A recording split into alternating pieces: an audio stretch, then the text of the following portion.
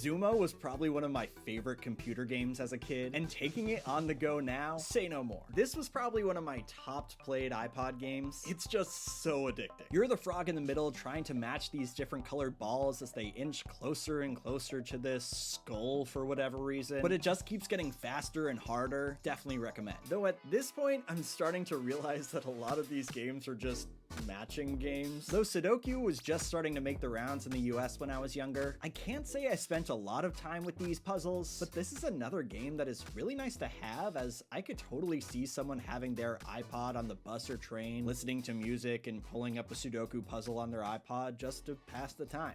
Alright, these next few games I'm actually gonna clump together, if you even want to call them games. This is SAT Prep Math, Reading, and Writing, all made to help you prepare for the 2008 SAT. Sure, nowadays and even back then, we probably thought that this was a really strange release, but Apple at the time had a big push for education, so for Apple, this made sense. And yeah, I am not taking the time to actually read and answer all of these questions, but I do wonder who actually used this to help them prepare for the SAT back then.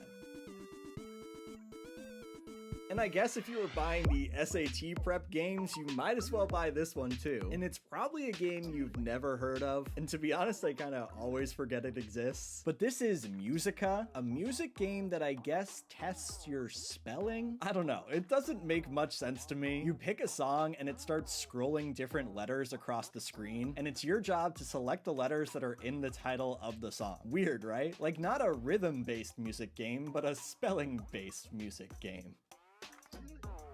Alright, won't bore you with this one, but here is Miss Pac-Man, the other additional Pac-Man game on the iPod, and I also have the demo version of this game, which just lets you play the first level.